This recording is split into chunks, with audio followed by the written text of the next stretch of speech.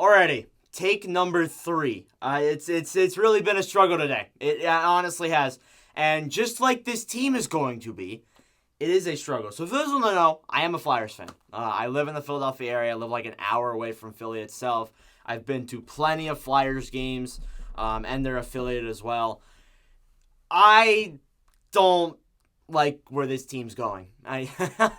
That's all I'm going to say. I don't like where this team's going. I don't like the overall direction. I don't like just the way this team's being run. I don't like Fletcher. I don't like Comcast. I don't know. I really don't like anything with this team.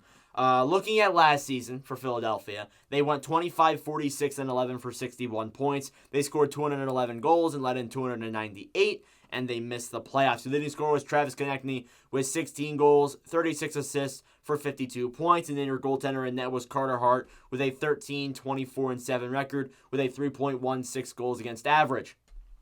So that season, I went into that season being optimistic because obviously the last year with the bubble, or not the bubble, the weird divisions, and I was just like, all right, whatever.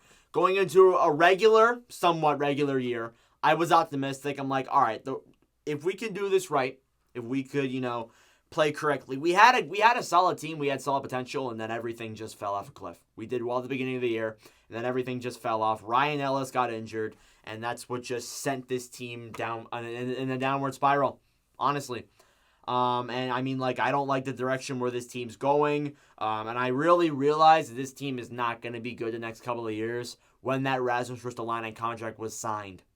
Third period in biology, I remember it. I remember that day. It was a nice day. The day was actually going by pretty quick, so I was pretty happy. And then I see the contract, and I'm like, you have got to be kidding me. This, absolutely ridiculous. And I'm just, and they wanted to offer him more too, and I'm like, what? And I don't know what's, and I said this at the beginning too, I don't know what's crazier. The fact that Ristolainen rejected more, or the fact that the Flyers offered him more. That is just absolutely mind-boggling to me. It's, I don't understand. Anyways, looking at this offseason, their departures list wasn't all too bad. Martin Jones, Oscar Lindblom, Keith Yandel, and Nate Thompson. You could argue, though, some of those players needed to go. Yandel and Thompson, they needed to go. They weren't that good this past year. Martin Jones, I thought, was a solid backup.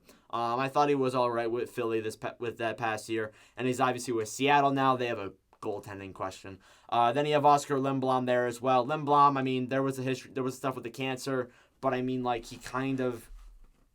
he was a bottom 6 player. It's unfortunate we couldn't keep him around. It really does suck, but hopefully he does well with the San Jose Sharks. Your acquisitions, no. I'm just going to say no. I mean, this team, they said they wanted to do an aggressive retool, and then they go out and sign these players that don't make any sense. Nickel Delorier, Tony DeAngelo, Justin Braun, and Troy Grosnick. Why? Why Delorier? Why? I don't understand. Delorier is an old, irrelevant enforcer. I'm sorry, Delorier fans. But Delorier is an enforcer, and he's not a part of this team. I know we're a team that's supposed to fight, but no. And then Tony DeAngelo as well. DeAngelo, I'm optimistic with DeAngelo, but I think he's not going to be all too good as Flyers fans are saying he's going to be. I think mainly because of why he was so good last season was because Jacob Slavin was so good on the defensive end. That's the reason why he just was so good. And, I just think he's going to regress, honestly. I don't think he's going to be all too impressive. Braun, all right defender. Probably going to be a depth defender at this point, if we're being honest. He's not that. I mean, this defense isn't deep, but it's deep enough that Braun probably doesn't make the defense. He could be a third pairing, though. And then Troy Grosnick as well, backup goaltender. He's not bad. I just trust Martin Jones more, if we're being honest. But yeah, you look at your lineup here for your Philadelphia Flyers. You have Joel Farabee, who's going to miss a couple months. Sean Couturier is going to miss a couple months, maybe the entire season. And then Cam Atkinson. Then have James Van Riemsdyk, Kevin Hayes, and Travis Konecny. So once again, injuries are kicking Philadelphia in the butt. And, it happened last season. It happened the season before. Feels like it happens every year. And it's happening once again. Not looking so good for Sean Couturier. He hasn't played in almost a year, so that is really unfortunate for Couturier, obviously. And Farabee, He should be back, I'd say probably November. He's not going to be gone for that long, really. He'll probably be back by November, maybe December at the latest. It said like 5 months, like 3 months ago. So I'm pretty sure he should be back in no time. But honestly, I look at that top six. It isn't too bad if it's healthy, but when it's not healthy, you take Farabee and Couturier out of that, it really makes it not that good, really. Your bottom six, Scott Lofton, Morgan Frost, and Owen Tippett. Then you have Nick Deslauriers, Patrick Brown, and Zach McEwen. Then you have Max Willman, Jackson Cates, and Bobby Brink. So, obviously there, you have some young players on that line. Bobby Brink, Willman, Cates, Frost, Tippett, Brown. You got some young players down there. And that I think is really what could boost Philadelphia if they're somehow good. If guys like Bobby Brink and Morgan Frost and Owen Tippett take off. If they just pop off in Philly and they all play well, I think maybe this team could be better and they could be maybe not like Detroit bad in 2019-20, but they could be like competitive. A competitively bad team. That's what I meant to say. But like they would be a team that's like not good, but they're obviously going to be competitive.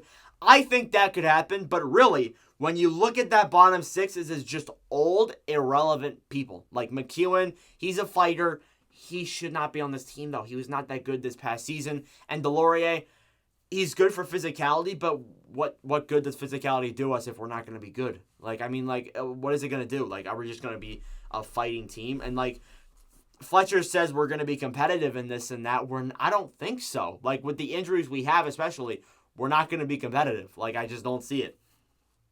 You look at that defense, you have Ivan Provorov, Ryan Ellis on that first pairing, which Ellis will be out for the entire season. Travis Sanheim and Tony DeAngelo in your second pairing. Then you have Cam York and Rasmus Ristolainen in your third pairing. Then you have Nick Seeler and Justin Braun and Ronnie Attard as some extra defenders. So, I have been very, very critical on Philadelphia's blue line the past couple of years. People would know that, especially if they've watched my content for a long time. I have made, I think I've made around 42 Flyers videos. This is my 43rd one. I think in almost every single one of those, I have mentioned the defense and how bad it is. Ivan Provorov. I have a love-hate relationship with him. The past couple of years, it's been mostly hate. But as for Ivan Provorov, this is a guy who just can't take that next step. And he's one of the worst turnover players in the league. He's awful defensively. And if he doesn't take that next step up, he won't be good. He just honestly won't. Sanheim, not that bad of a defender, really. DeAngelo, he could regress, he could not. Cam York is young. Ristolainen, terrible. Without a doubt, terrible. Just just horrible. He's not only the worst defenseman analytically, he's one of the worst players all around analytically. So that just tells you, why are you offering this man $5 million? Why? I just can't wrap my head around it. But obviously, you got some young players on that blue line. Sealer's decently young. York, Attard. You got some younger players on that blue line. You got some older ones as well. But I think that, mainly if those young guys come up and play well, they could be all right. But you got some younger players on this roster, definitely. You got a lot of younger players signed kind of through college, were undrafted. Could be interesting there. But obviously, this team doesn't have that bad of a prospect pool either, really. They have Cutter Gauthier, Tyson Forster, Zamula's look solid.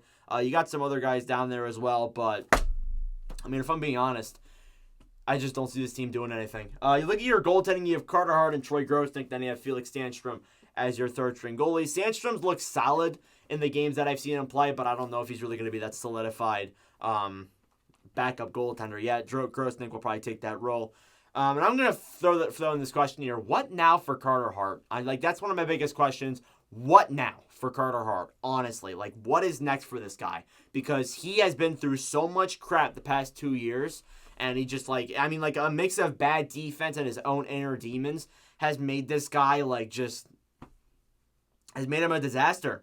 Honestly, he bounced back technically from an up and down season.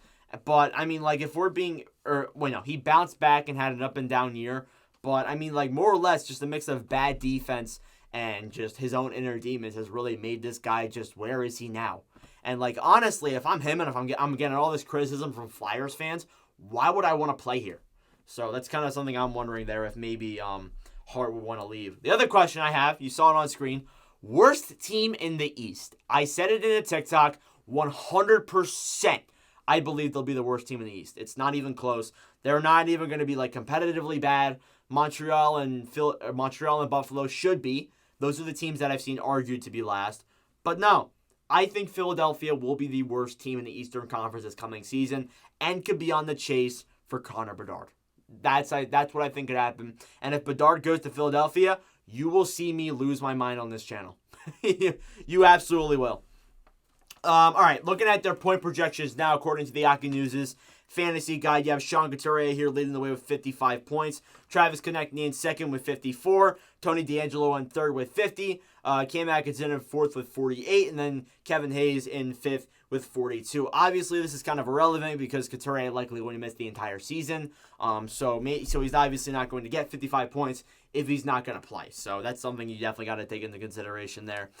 Your sleeper or your bust is Carter Hart. And no really surprise there. I think there's no really other sleeper or bust besides Carter Hart. Carter Hart bounced back from an awful season, but has still been up and down with his brilliance. While his brilliance has a quick roster overhaul and John Tortorella's intensity, everyone blocks shots, bodies well for Hart to get back on track this year. I just can't read. But yeah, I mean, Hart, if like John Tortorella's tactics of trying to, block shots and laying the body and being really physical, that would make Hart better, but honestly, I don't see how it makes the overall team better. It will make us competitive, sure, but we're not going to be good still. Like, we're still not going to be that good.